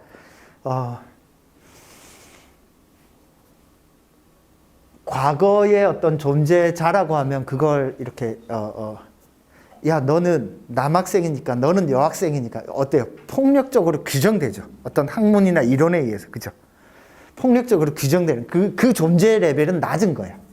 예를 들어서 개가 저희 집 개가, 저희는 닭을 키우잖아요. 풀리면은 어디를 가냐면 닭장으로 가서 닭을 물어요. 그러니까 개의 입장에서 닭은 어때? 내가 물어야 할 존재라고 딱 규정되죠. 그죠? 그죠? 그러니까 그거는 어때요? 존재자의 층위에 있는 존재인 거야. 존재 레벨이 낮죠. 그죠? 근데 실존적 존재로서의 실존적 존재가 나와 다른 존재자를 만났을 때 그때 실존적 존재는 뭘 하냐? 염려라고 해요. 염려, 보살핌. 이게 이게 하이데거의 개념 중에서 중요한 개념이에요. 염려, 보살핌, 뭐 마음씀. 이게 영어로 쓰면 care예요. care. 소문자로 쓴다. C-A-R-E. care. 독일어로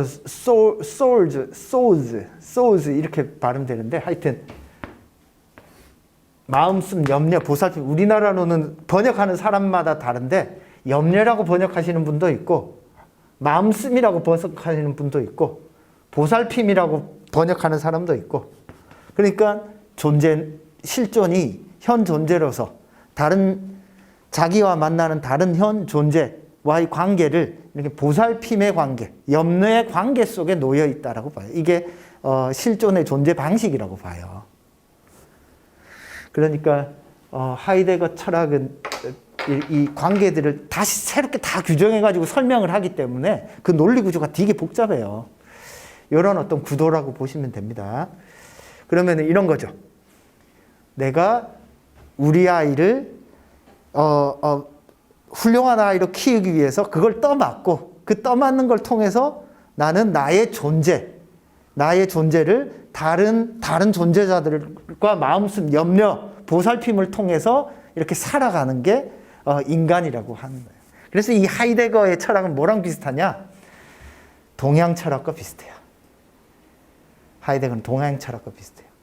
그러니까 이 앞부분에 존재라고 하는 것이 이다라고 하잖아요. 이다. 존재는 이다거든요. 있음, 있다, 이다. 영어로 쓰면은 A is B 할 때 요거예요. 요거. 존재가 영어로 하면 being이잖아요. being. 소문자로 쓸게요. 그럼 있는 중 이렇게 되는 거거든요. 이게 존재거든요. 그러니까 is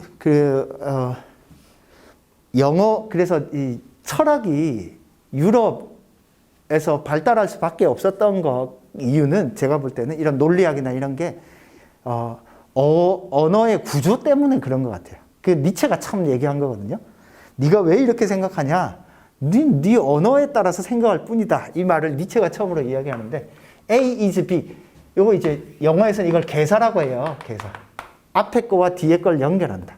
그래서 그 영어식 사고는 동사가 이렇게 있으면 동사를 중심으로 앞에 것과 뒤에 것의 관계를 규정해요. 그래서 훨씬 우리나라 말보다 논리적이에요. 그러니까 그 영어를 잘하려면 뭐 독해나 문법 이런 건 상관없이 영어식 사고를 잘하려면 항상 앞에 것과 뒤에 것을 관계 맺는 관계에 대한 규정으로서의 동사. 요거를 숙지를 하면은 영어가 빨리 늘어요. 근데 학생들이 이게 잘 안 돼요.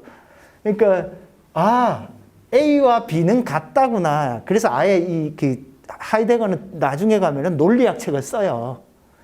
그러니까 현 존재에 기반한 논리학 책을 별도로 쓴다고요. 하여튼 그러면은 있다라고 하는 건 뭐냐? A와 B 사이에 뭔가 있다가 이게 있는 거 아니냐? 요거는 존재자. 요거 존재라는 거죠. 존재.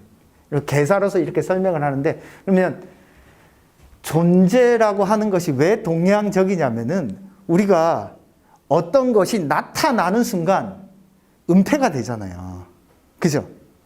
노자 철학의 일장이 뭐예요? 도가도 비상도잖아. 도라고 하면 도가 아니다. 명가명 비상명. 이름을 붙이는 순간 그 이름이 아닌 게 된다. 이게 노자 철학의 앞부분이거든요. 하이데거는 존재 은폐를 이야기하면서 뭘 말하냐?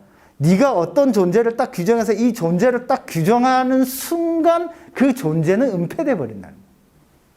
근데 제가 이해하기로는 예.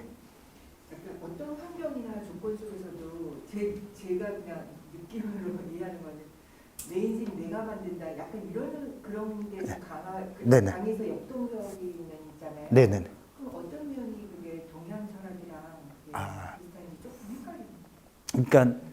그러니까 인간의 어떤 능동성을 이야기하는 건 서양 쪽의 실천성 이런 건 뭐 서양이라고도 볼 수 있고 동양이라고 볼 수도 있고 그런데 서양 철학은 출발이 어디냐면은 인식론에서 출발해요.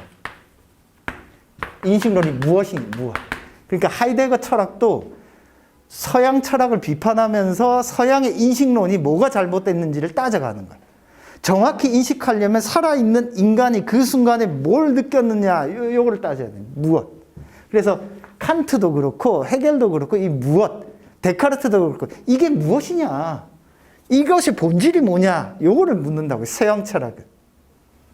이 무엇을 통해서 뭐로 나가냐, 그러면 뭘 해야 되느냐, 실천으로 나가요. 실천. 윤리, 도덕. 이게 서양의 모든 학문의 베이스는 그렇게 돼 있어요. 그러니까 서양 사람들의 사고 속에는 이게 뭐지? 그럼 이거 어디 써먹을까? 요런 사고의 순서로 가요. 요런 사고의 순서로 간다고요. 그래서 서양은 여기에서 이렇게 흘러가거든요. 동양은 이렇게 안 흘러가요. 동양은 기본적으로 인식론에서 출발하지를 않아요. 실천론에서 출발해요. 실천. 나는 어떻게 살아야 될까? 어떻게 사는 게 바람직한 삶인가? 그러니까 동양 사람들의 머릿속에, 그러니까 우리나라 사람들의 머릿속, 동아시아 쪽 사람들의 머릿속에는 내가 이 사회 속에서 어떻게 살아가는 게 올바르게 살아가는가가 우선적인 질문이에요. 실천론이 먼저라니까요. 그 다음에 무엇이 와요? 그 다음에. 그러니까 서양과 동양의 우선시 여기는 어떤 사고방식이 좀 달라요. 그러니까, 요거 다른 말로 하면은, 동양에서는 어떤 사회성, 이걸 먼저 배워야 돼요. 야, 학교에서 엄마, 아빠한테, 어른한테 이걸 먼저 배운다니까요. 서양은 뭘 배워요? 자신의 독자성, 단독성을 먼저 배워요. 단독성, 독자성,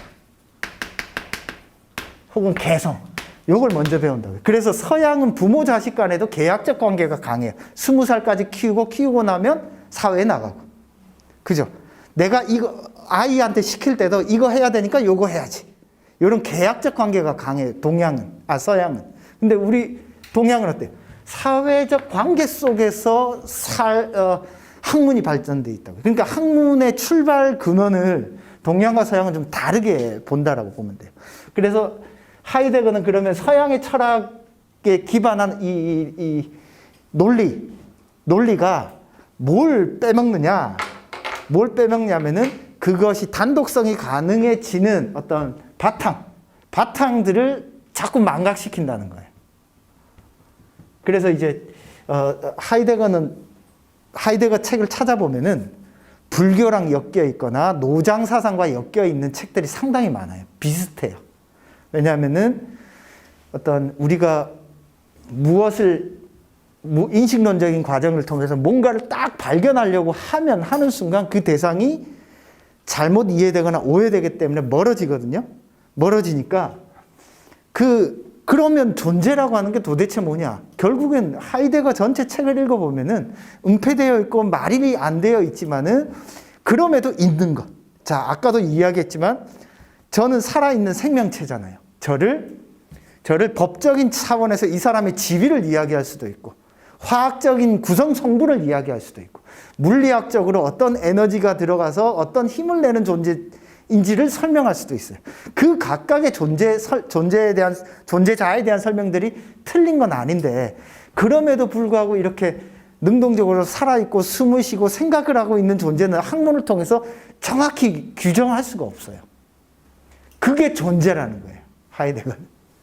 그냥 각각의 이런 말 있잖아요. 아이들은 하나의 우주라고 하잖아요. 그러니까 인간은 우주라는 거예요. 이 하이데거의 존재는 우주적 존재인데 그 우주적 존재를 어떻게 한다? 결단을 통해서 내가 만들어 간다라고 보는 거죠. 그러면 이제 보니까 여기서 왜 실존 치료 같은 게 나왔는지 아시겠죠? 자기의 상황, 자기의 조건, 여건 중에 야, 너는 어떤 걸 떠맡을 거야? 야, 그렇게 한번 살아봐.를 자신의 존재감을 실존성을 자각시키는 어떤 치료의 배경에는 이런 것들이 들어있어요. 그래서 이제 저는 개인적으로 느끼기에 우리나라 사람들의 입장에서는 레비나스라든지 하이데거 철학은 어렵지만 쉽게 삶에 실천해요. 그래서 사람들이 잘 안 읽어요. 왜냐하면 난 누구의 엄마, 아들, 자식으로서 내 최선을 다해서 살았어. 이걸 내가 떠맡으면서. 그러니까 우리나라 사람들의 입장에서는 제 개인적인 생각입니다. 이런 하이데거적인 어떤 삶의 방식, 현 존재, 특정한 시간 속에서 내가 무엇을 하면서 살아가야 될까를 우리나라 사람들은 어려서부터 경험을 많이 하는 편에 속해요. 서양보다. 서양은 어려서부터 어때요? 아이가 태어나면 별도의 방에 재우잖아요. 사회적 관계 속에서 내가 어떤 걸 떠맡고 어떻게 살아가야 될까에 대한 고민보다는 나의 단독성을 어려서부터 어떻게 확보할 것인가. 그래서 서양 아이들이 개성이 강하잖아요. 그리고 그 개성을 존중해. 단독성을 확보하는 어떤 문화 속에서 키워지잖아요. 그죠? 그런 점에서 제 개인적인 생각은 하이데거나 레비나스나 뭐 이런 철학자들의 어떤 삶의 태도는 우리 한국의 어머니 아버지들이 잘 가지고 있어요. 잘 가지고 있고 그런 태도를 잘 실천하는 것 같아요. 저는 오히려 우리나라 사람들에게 부족한 게 뭐냐? 저는 개인적으로는 칸트와 헤겔 같은 점이 오히려 더 부족한 것 같아요. 세상을 논리적으로 보는 것. 근데 선택을 본인이 못한 경우가 많은데도. 예? 보통 선택을 본인이 한 것보다 예. 규정된 거를 좀 따라가는 성향이 그렇죠. 그런 것도 많죠. 한데도 네. 그럼에도 불구하고 그렇죠. 그럼에도 불구하고 자기가 그걸 어찌됐건 떠맞잖아요. 떠맞는 순간은 뭐냐면은 결단이거든요. 근데 예를 들어 이런 거예요. 억지로 막 시켜서 하면은 아이들도 안 하죠. 근데 우리 아이들 말고 이제 옛날 우리 아버지 어머니 세대들 보면은 상황이나 환경에 의해서 떠맞지 않을 수밖에 없었던 상황들이 있었잖아요. 그래서 요즘하고는 조금 다를 수 있겠지만 여튼 자식을 키워서 자신의 인생을 희생한다거나 이런 것들이 하이데거랑 상당히 유사한 사고방식이에요. 그래서 하이데거가 그 후기 책입니다. 숲길이라는 책에서 예술작품의 어떤 근원에 대해서 설명하면서 뭘 하냐면은 그러면 이 존재, 실존적 삶의 결단을 통해서 나타난 삶의 모습이란 어떤 거냐라고 후기에 이야기를 해요. 그런 실존적 삶을 선택한 사람은 크게 하이데거는 세 가지로 보는데, 철학자, 정치가, 예술가거든요.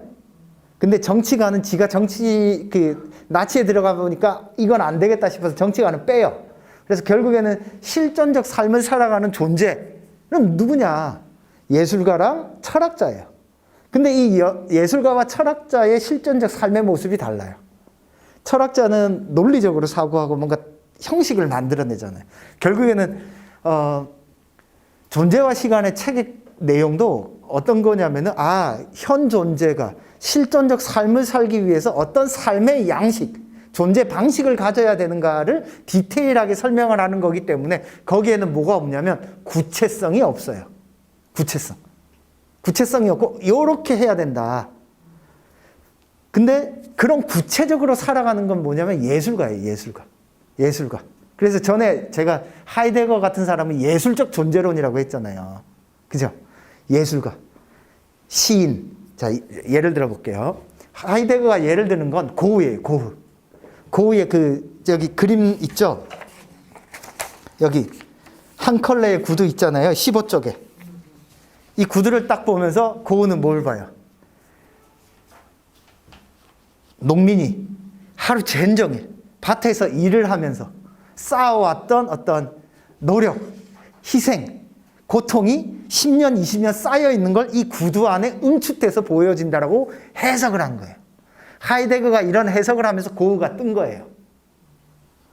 하이데거가 이런 해석을 하면서. 그래서 고흐는 그림을 주로 어떤 그림을 그려요? 그쵸. 하층민들의 어려운 삶을 그리잖아요. 그래서 하이데거가 말하는 실존의 층위가 가장 잘 드러나는 사람들 어떤 사람들일 것 같아요? 그 발레리나 유명한 사람 있잖아요. 발이 울퉁불퉁한 발 있잖아요. 그게 바로 실존의 두께, 어떤 층위를 보여준다는 거예요. 내가 이걸 하기 위해서 떠맡은 거예요. 안 해도 되는데. 떠맡으면서 평생을 그렇게 고생하면서 발레를 하면서 어때요? 발이 울퉁불퉁. 저 박지성의 발, 김연아의 발, 이런 게 실존의 높은 층위에 있는 존재, 현 존재라고 보는 거죠. 그러면은 내가 떠맡아서 적당히 사는 게 아니라 떠맡아서 내가 할 수 있는 맥시멈을 하는 거예요. 그러니까 이런 거예요. 보세요. 우리 현대인의 삶을 한번 봅시다.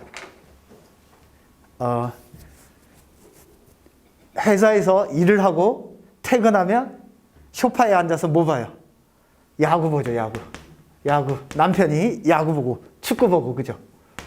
UFC 보고 이런 거 보죠. 그죠? 왜 봐요? 실존의 극단에 있는 사람들의 모습이 여기 나오니까. 주어진 순간 안에 나는 저놈을 쓰러뜨려야 돼. UFC. 야구 9회라는 시간 안에 내가 이기기 위해서 어때요? 남은 시간 동안 맨날 야구를 하면서 연습을 하죠. 그죠? 그러니까 여기에는 뭐가 담겨 있어요? 나는 술을 한잔하면서 소파에 퍼질러 있지만 실존적으로 강인한 에너지를 보고 싶은 거예요, 사람들이.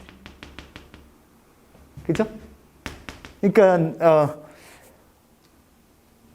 마찬가지로 우리가 TV나 뭐 영화나 이런 거, 책이나 보면서 왜 감동을 받아요? 거기에 어떤 실존적 에너지가 담겨 있는 사람들의 모습들이 담겨 있으니까 우리가 이걸 보는 거예요. 왜? 우리는 그렇게 살지 못하니까. TV나 영화. 그래서 하이데거는 뭘 얘기하냐? 이런 예술, 고흐의 그림을 통해서 어떤 예술은 인간의 어떤 실존적인 모습을 가장 구체적으로 디테일하게 보여주는 게 예술이라고 보는 거예요. 그래서 아이들한테 왜 이걸 하라 예술을 하든 음악을 하든 뭘 하라 그러냐? 주어진 시간 안에서. 어때요? 예를 들어 보면 조성진이 피아노 치는 거 보면 대단하지 않아요? 주어진 시간 안에 자신의 에너지를 빡 쏟잖아요. 뭐야? 결단이에요, 이게. 실존이에요. 제가 얘기했잖아요. 실존은 큰 시간에서 보면 태어남과 죽음이지만 그 사이에는 수많은 결단들이 있을 거 아니에요. 그 사이. 제가 이걸 뭐라 그래요? 마감이라고 했죠. 마감이 다가오면 우리는 모든 에너지를 거기에 쏟아요. 안 쏟아도 되잖아요. 적당히 해도 되잖아요. 근데 거기 쏟잖아. 그렇게 살아야 된다라고 이야기하는 게 하이데거입니다. 그러니까 이제 얼마나 삶의 밀도가 높겠어요. 실제로 하이데거는 시골에서 태어나서 평생을 장작을 패요. 장작을 패요. 손이 굳은 살이 있다니까. 옛날에 무슨 석유난로가 있었어요. 뭐가 있었어? 추운 겨울에 따뜻하게 살려면 장작을 패야 되잖아요. 장작을 산더미처럼 쌓아놓고 매번 패는 거예요. 거기에서 존재의 어떤 두께, 실존의 위대함을 발견합니다. 그러니까 이런 구체적인 어떤 예술가들이 이런 존재의 두꺼움을 가져가면서 살아간다라고 보는 거예요. 그래서 하이데거의 이런 생각들은 어떻게 했어요? 그 이후의 철학자들한테 가슴을 콩닥콩닥 뛰게 만들어야 돼. 그러면 세계 속에서 내 실존을 구현하면서 살아간다. 이걸 뭐라고 부르냐면 기획투사라고 불러요. 기투라고 불러요. 기획투사. 기획하는 게 우리 기획부, 뭔가 설계하는 것만을 설계를 해서 나 자신을 세계 속에 던지는 거예요. 이게 이제 실존적 삶의 방식이 되는 거죠. 그러니까 이게 후대 철학자들이 이 하이데거의 영향을 많이 받고 가슴을 콩닥콩닥하게 만드는 거예요. 자, 그래서 공부와 관련해서 보면 이 하이데거는 사실 공부 그 자체를 목적으로 하기보다 네가 지금 이 순간에 너에게 가장 의미 있는 게 뭐냐를 묻는 거예요, 사실. 저는 그래서 제 아이들한테도 그래요. 공부하기 싫으면 안 해도 된다. 대신 네가 이 순간에 가장 널 만족시키는 걸 해라. 그러면요, 사람들이 늘어져 있질 않아요. 게임을 하든 뭘 하든 지금 이 순간에 나를 가장 크게 만족시키는 거 아이들 몇 번 해보잖아요. 그러면 다 공부로 되돌아와요. 진짜로요. 네가 놀고 싶으면 놀아봐. 오늘 젠정해. 놀다 보면 자기 가슴 양심이 좀 찌릿찌릿하거든요. 왜냐면 그리고 하이데거의 이 안에는 아직 설명 안 한 게 있는데 그 실존의 존재 방식 안에는 양심도 들어가 있어요. 하여튼 가슴이 찌릿찌릿한단 말이에요. 그러면은 자기가 뭔가를 할 때 마음이 편해지는 그걸 하게 되어 있어요. 그러면 하나같이 다 공부로 돌아와요, 진짜로. 근데 왜 우리가 다른데 곁눈질 하냐? 뭔가를 하나라도 진짜 온 에너지를 쏟아서 실존적 결단을 통해서 안 해보니까 곁눈질을 하죠. 곁눈질을 하거든요. 이게 어떤 사람은 오랜 시간이 걸릴 수도 있고 어떤 시간은 짧은 시간이 걸릴 수도 있고 사람마다 다르고 학생마다 다 다를 거예요. 근데 우리는 하이데거는 그래서 이 이 기존의 어떤 그 존재의 역사를 뭐라고 부르냐? 평균의 역사라고. 평균. 왜 그러냐? 모두 다 요 정도는 해야지. 요 정도는 해야지라고 평균적인 위치에서 자신의 삶을 규정했다라고 보는 거죠. 그래서 아이들의 어떤 공부의 측면에서 보면 우리는 뭘 많이 강조하죠? 사회성을 강조하죠. 사회성. 야, 너는 우리 사회에서 뭐가 돼야 돼? 누구의 딸내미, 아들내미로서. 이걸 많이 많이 줄었어도 아직까지 우리 사회는 야, 적어도 대학은 나와야지. 이런 어떤 사회적 이름을 붙이는 것에 대한 강조가 아직까지 있죠. 요게 강조가 있죠. 근데 공부하는 과정에서 이렇게 요것도 중요하지만 자기의 어떤 단독성, 번역 책마다 다른데 어떤 각자성이라고 번역한 책도 있고 단독성, 이 다른 말로 하면 개성이에요. 자기만의 어떤 단독성, 결단을 통해서 야, 나는 지금 뭘 공부를 할까? 요거 하는 연습, 습관을 반드시 들여야 돼요. 단독성을 찾는 연습, 습관. 이거를 들이지 않으면 커서도 어떻게 돼요? 엄마 아빠의 그늘에 들어있을 가능성이 있고. 그래서 중고등학교 때 실패 안 하면 언제 실패해요? 성인이 돼서 하기 마련이에요. 자기가 결단을 해서 해보는 연습들을 해야 해요. 근데 이런 연습들이 일단 어떻게 돼요? 야, 이거 공부해야 돼, 요거 해야 돼. 자꾸 그렇게 되다 보면은 타율적으로 되고 단독성을 가지지 못한 존재로 살아가죠. 사실 대부분 이렇게 살아요. 저희 큰 누나가 저보다 70년생인데요. 70년생인데 공부를 잘했어요. 근데 어릴 때 전 부산에서 살았으니까 아버지가 무슨 딸애가 대학을 간다고 막 그래가지고 그래서 우겨서 그냥 부산에 있는 대학을 갔어. 공부를 잘했는데 당시에 그 정도 성적이면은 최소 한양대 이상은 갈 성적이었어. 근데 부산에 있는 대학을 갔어요. 졸업하고 또 저희 첫째 형은 또 공부를 못했어요. 졸업하고 그래 빨리 결혼하고 막 그렇게 된 거죠. 아버지가 그려준 삶대로. 그래서 살면 어때요? 이게 없죠, 그죠? 단독성. 그러니까 얘기를 해보면 뭔가 불만이나 이런 건 있는 건 아닌데 뭐라고 해야 될까? 조금 무기력해야 된다고 해야 될까? 왜냐하면 한 30년, 30년 정도가 자기의 의지에 대한 선택이 아닌 거죠. 그러니까 어떻게 해요? 자기의 어떤 욕구나 욕망을 자식에게 투사해서 우리 애는 그렇게 되는 거죠. 근데 첫째 때 그래서 엄청 고생했어요. 제가 옆에서 얘기를 많이 해줘도 받아들여지지가 않는 거예요. 단독성을 이렇게 경험하지 못한 사람의 삶은 나중에 결혼을 했어도 나이가 들어서 단독성을 찾기 위해서 어떻게 해? 권력에 올라가잖아. 사람들을 막 휘두르기 시작하죠. 자기가 만약에 그런 자리에 처져. 아이를 낳으면 아이를 어때요? 자기의 마음대로 두들겨 패기 시작하죠. 왜? 그때서야 이제 단독성을 발휘할 수 있는 상황. 근데 그게 어떤 폭력적인 걸 모르죠.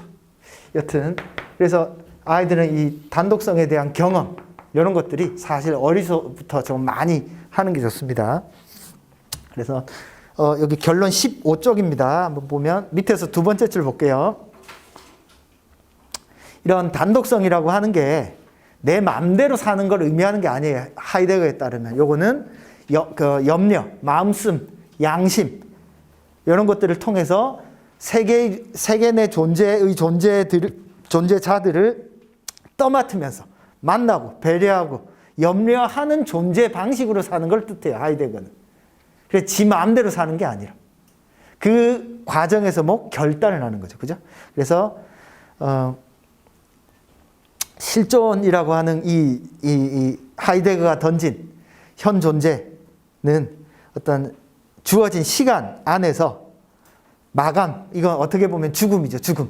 죽음을 끊임없이 확인하면서 그 사이에서 내가 어떻게 살 거야, 무엇을 하면서 살 것인가를 묻는 거고, 이것이 인간의 어떤 의미다, 존재다라고 얘기하는 거고, 이러한 존재 물음은 인간밖에 없다 라고 이야기하는 게 이제 하이데거의 존재와 시간의 주된 내용이다라고 보시면 될 것 같습니다. 아이고 어렵다. 대략 이 사람이 무슨 말 하는지는 조금 감이 오세요? 제가 이제 하이데거가 조금 이해가 된 게 40살 넘어서요. 저도 책을 처음 읽은 건 30대 초반이었고요. 20대 후반, 30대 초반에 책 산 거는 언제 샀더라? 이 책은 97년인가 8년에 샀어요. 여기 연도가 찍혀 있는데 98년도에 샀네. 하여튼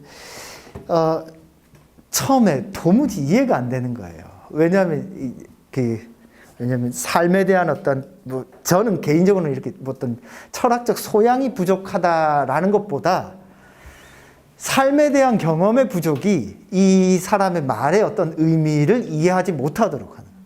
내가 뭔가를 떠맡아서 살아본 적도 없고, 그리고 뭔가 내 의지로 했다고 하지만 그건 내 주변의 여건이 나를 받쳐줬기 때문에 있던 것도 있고 그렇잖아요. 그죠?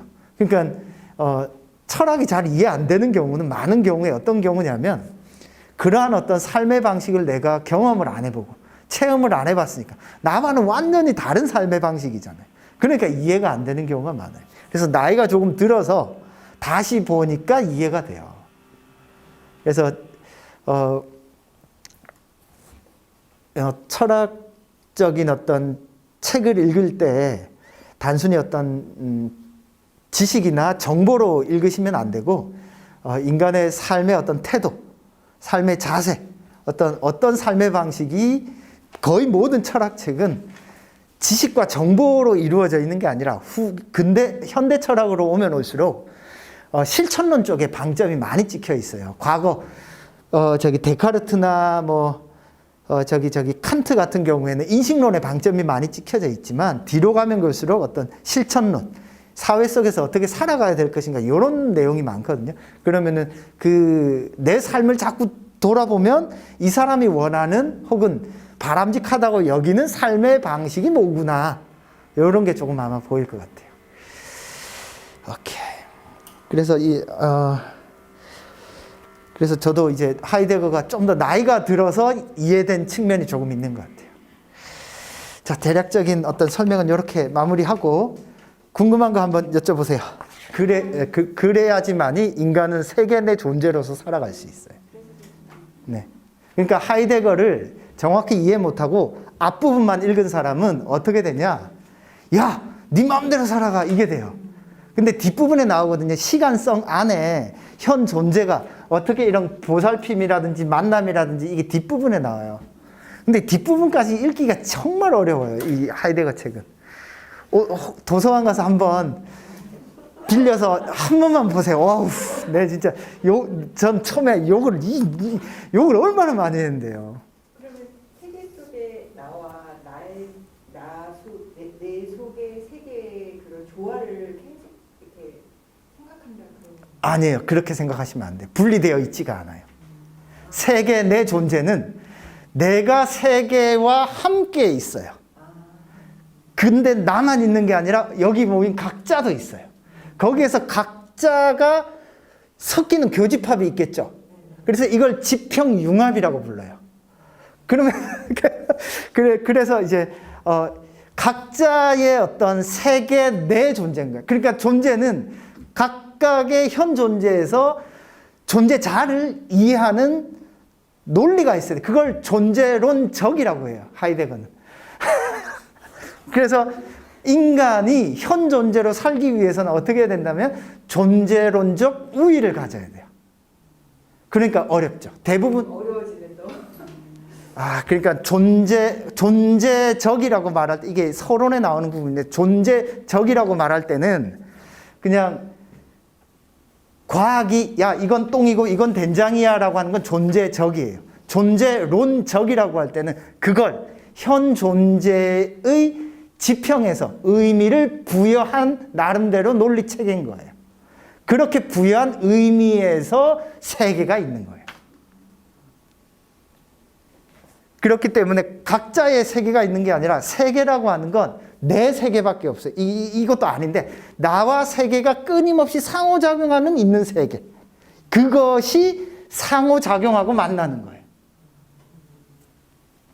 선생님, 인간이 시간이 완성돼서 태어나서 죽어요. 그러면 그 존재론은 내가 세계와 시간의 외성 존재했었기 때문에 내가 사라지고 나면 그 존재는 없어지는 거예요. 그러니까 하이데거는 그거는 중요한 문제라고 안 봐요.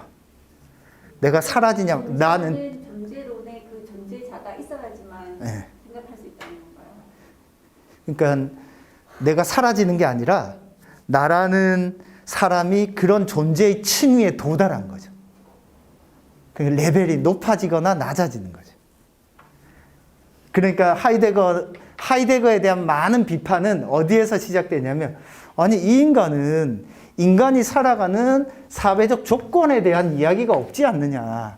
사회 구조, 시스템, 차별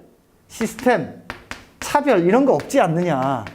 이걸 어떻게 철학이라고 할 수 있냐. 라는 질문을 많이 던져요. 근데 하이데거는 요거에 대해서 관심이 없는 거예요. 그렇죠. 오로지 철학이 탐구해야 될 것은 존재의 의미예요. 그러니까 예를 들어 이런 거예요. 미술에 관심이 없는 사람한테 너는 왜 미술에 관심을 안 가졌어? 그렇게 비판해서는 안 돼요. 제가 볼 때는. 그거는 잘못된 비판이에요. 하이데거는 사회 구조나 이런 것들을 별로 중요시 여기지 않아요. 왜? 인간은 내가 어떻게 존재할 것이고 존재 물음을 묻는 유일한 존재인데 그러면 내 존재를 어떻게 살아갈 것인가가 중요하지 왜 사회 속에서 규정된 존재로서의 나에 대해서 고민하냐는 거예요. 그건 쓸데없는 질문이라는 거예요. 그러니까 이거는 하이데거에 따르면 내가 어떻게 남느냐 이거 의미가 없어요. 그러니까 나 자신의 존재의 레벨, 수준을 계속 올라가는 그래서 어떻게 보면 이 하이데거 철학의 밑바탕에는 니체적 마인드가 있어요. 그러니까 이런 거예요. 니체가 신은 죽었다라고 이야기하잖아요. 신은 죽었다는 뭐냐면 아까 얘기한 전통적 학문 시스템이 신이 이 세상을 규정한 존재자들에 대한 의미들은 이제 없어졌으니까 현 존재를 중심으로 세상에 대한 의미를 다시 부여해야 된다는 거예요. 하이데거적으로 번역을 하면. 그래서 실제로 신은 죽었다라는 것에 대한 의미에 대해서 하이데거가 별도로 그 숲길이라는 책 뒷부분에 별도로 또 논의를 하는 그 부분이 또 있어요. 인간이 그런 절대 우위에 올라가서 자기의 존재에 대해서 끊임없이 결단해서 나아갔을 때 하이데거가 주장하는 거는 마치 인간 자체가 각 하나의 소우주 신이 될 수 있는 존재가 될 수 있다고 생각하는 건가요? 그런 건 아닌데 아이디어는 조금 비슷한 것 같아요. 그래서 인간이 끊임없이 어떤 발전, 갱신, 그러니까 각자가 신이 되는 거죠. 그죠? 제일 좀 이런 그 존재론적으로 제일 성취를 한 사람으로 탑 뽑는 사람이 있나요? 예를 들어 부처님 같은. 뭐 그렇죠. 그러니까 어떤 비교이 되겠는데. 네, 예수 그렇죠.